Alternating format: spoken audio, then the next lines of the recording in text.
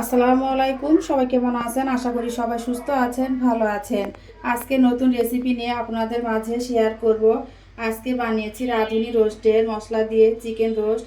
এটা বানানো এতটাই সহজ আর এতটাই মজা, মনে হবে যে আপনি অমিত কিছু বানিয়েছেন।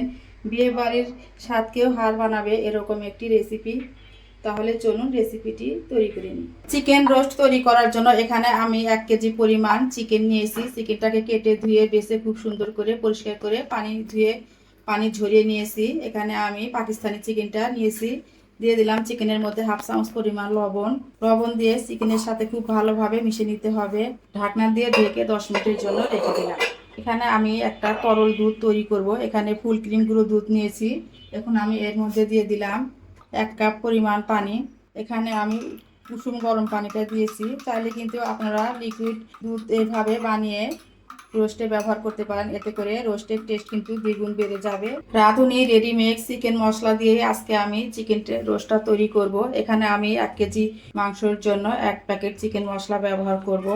একটা প্যাকেটই লাগবে, এখানে একটা প্যাকেটই ব্যবহার করতে হবে 1 কেজি চিকেনের জন্য। দিয়ে দিলাম একটু পানি।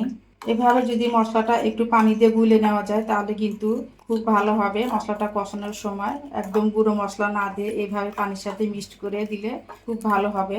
এখানে আমি 1/2 কাপ পরিমাণ টক দই নিয়েছি। টক দই আর রেডিমেড গুঁড়া মশলা দিয়ে একসাথে খুব সুন্দর করে মিশিয়ে নিব।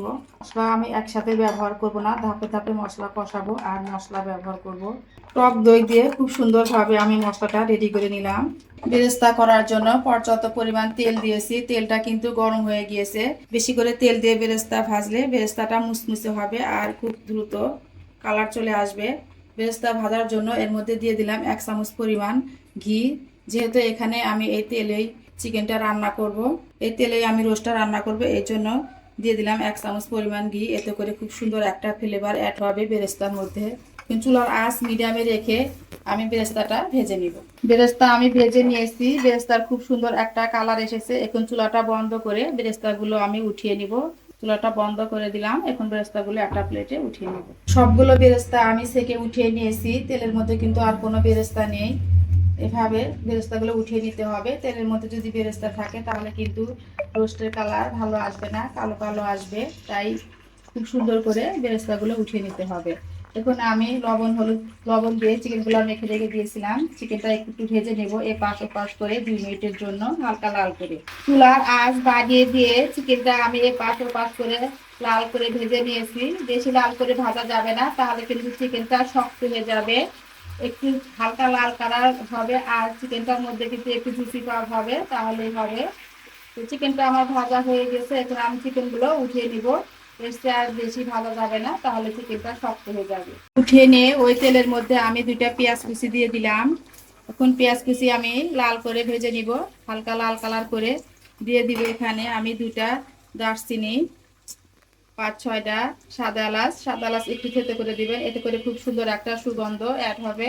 এখন হালকা লালচে কালার করে ভেজে নিব পেঁয়াজগুলো। পেঁয়াজটা আমি ব্রাউন কালার করে ভেজে নিয়েছি। এখন আমি এর মধ্যে দিয়ে দিলাম 1 চামচ পরিমাণ আদা রসুন বাটা। আদা রসুন বাটা দিয়ে আবারও কিছুক্ষণ নেড়ে চেড়ে ভেজে নেব, আদা রসুনের কাঁচা গন্ধটা চলে যাওয়া পর্যন্ত। আদা রসুন বাটা আমি কিছুক্ষণ ভেজে নিয়েছি। এখন আমি দিয়ে দিলাম 1/2 কাপ পরিমাণ পেঁয়াজ বাটা। পেঁয়াজ বাটা দিয়েও বেশ কিছুক্ষণ সময় ভেজে নিব, পেঁয়াজের কাঁচা গন্ধটা চলে যাওয়া পর্যন্ত। পেঁয়াজ বাটা দিয়ে বেশিক্ষণ সময় নিয়ে খুব সুন্দরভাবে কিন্তু কষিয়ে নিয়েছি। এখন দিয়ে দিলাম 1 চামচ পরিমাণ লাল মরিচের গুঁড়ো আর 2 টেবিল চামচ পরিমাণ টমেটো সস। এখন আমি মরিচের গুঁড়ো আর টমেটো সস দিয়ে আবারও বেশ কিছুক্ষণ সময় কষিয়ে নেব। এইভাবে যদি মশলাটা ধাপে ধাপে কষিয়ে রান্না করা যায় চিকেনটা, তাহলে কিন্তু চিকেন রোস্টটা খেতে অনেক বেশি মজা হয়।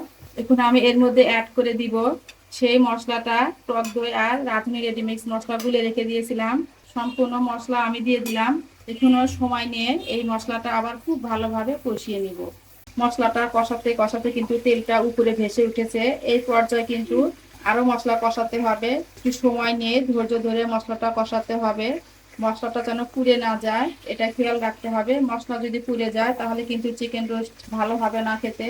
এখন আমি দিয়ে দিলাম 1/2 চামচ পরিমাণ লবণ। এখানে আমি অ্যাড করে দিব কাঠবাদাম বাটা। চাইলে এখানে আপনারা কাজু বাদামও দিতে পারেন। এখানে আমি 15টার মতো কাঠবাদাম বেটে দিয়েছি।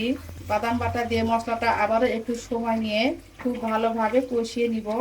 মশলা যত ভালো কষানো হবে চিকেন রোস্টের টেস্টটা কিন্তু ততই ভালো আসবে। যে কোনো মশলা, যে কোনো রান্নার মশলা যত ভালোভাবে কষাবেন রান্নার টেস্ট ততটাই ভালো হবে।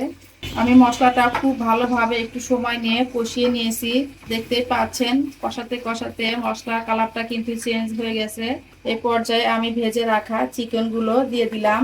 চিকেনগুলো দিয়ে মশলার সাথে নেড়ে চেড়ে উল্টে পাল্টে খুব ভালোভাবে কষিয়ে নিতে হবে।